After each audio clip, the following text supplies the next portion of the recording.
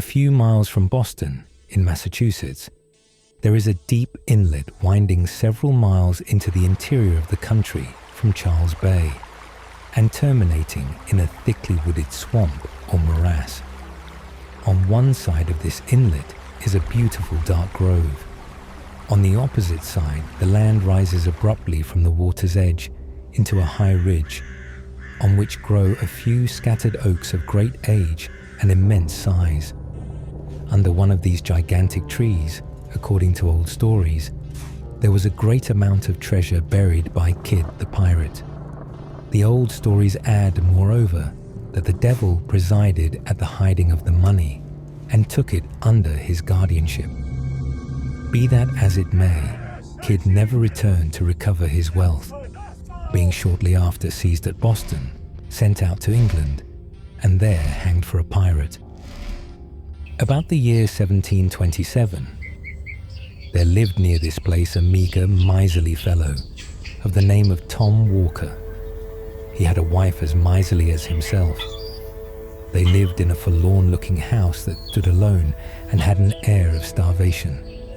No smoke ever curled from its chimney. A miserable horse, whose ribs were as articulate as the bars of a gridiron, stalked about a field.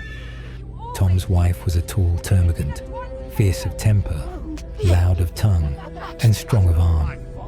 His face sometimes showed signs that their conflicts were not confined to words. One day, Tom Walker took what he considered a shortcut homeward through the swamp. The swamp was thickly grown with great gloomy pines and hemlocks, which made it dark at noonday. It was full of pits and quagmires, where the green surface often betrayed the traveller into a gulf of black, smothering mud. There were also dark and stagnant pools, where the trunks of pines and hemlocks lay half drowned, half rotting, looking like alligators sleeping in the mire. At length, he arrived at a firm piece of ground, which had been one of the strongholds of the Indians. It was late in the dusk of evening when Tom Walker reached the old fort, and he paused there a while to rest himself. As he turned up the soil unconsciously, his staff struck against something hard. He raked it out.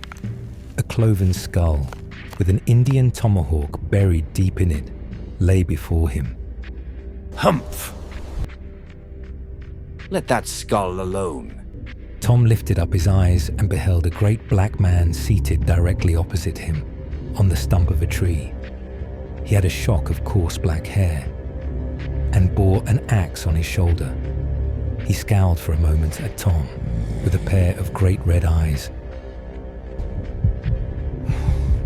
What are you doing on my grounds? Your grounds. No more your grounds than mine. They belong to Deacon Peabody. Deacon Peabody be damned, as I flatter myself he will be. Look yonder and see how Deacon Peabody is faring. Tom looked in the direction that the stranger pointed, and beheld one of the great trees, fair and flourishing without, but rotten at the core, and saw that it had been nearly hewn through. On the bark of the tree was scored the name of Deacon Peabody. He now looked around and found most of the tall trees marked with the name of some great man of the colony. The one on which he had been seated, and which had evidently just been hewn down, bore the name of Crowninshield. He's just ready for burning. It is said that after this commencement, they had a long and earnest conversation together, as Tom returned homeward. Kidd the pirate buried great sums of money under the oak trees on the high ridge. These he offered to place within Tom Walker's reach, but they were to be had only on certain conditions. They must have been very hard, for he required time to think of them. When they had reached the edge of the swamp, the stranger paused. What proof have I that all you have been telling me is true? There's my signature, said the black man, pressing his finger on Tom's forehead. So saying, he turned off among the thickets of the swamp, and seemed to go down, down, down into the earth, until he totally disappeared. When Tom reached home, he found the black print of a finger burned, as it were, into his forehead, which nothing could obliterate. The first news his wife had to tell him was the sudden death of Absalom Crowninshield, the rich buccaneer. Tom now felt convinced that all he had heard and seen was no illusion. All her avarice was awakened at the mention of hidden gold, and she urged her husband to comply with the black man's terms. However Tom might have felt disposed to sell himself to the devil, he was determined not to do so to oblige his wife, so he flatly refused, out of the mere spirit of contradiction. At length, she determined to drive the bargain on her own account. The next evening, she set off again for the swamp, with her apron heavily laden. Tom now grew uneasy for her safety, especially as he found she had carried off in her apron the silver teapot and spoons, and every portable article of value.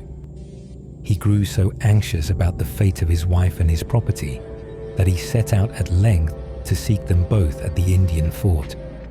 At length, his attention was attracted by the clamour of carrion crows hovering about a cypress tree. He looked up and beheld a bundle tied in a check apron and hanging in the branches of the tree. Tom seized the checked apron, but, woeful sight, found nothing but a heart and liver tied up in it.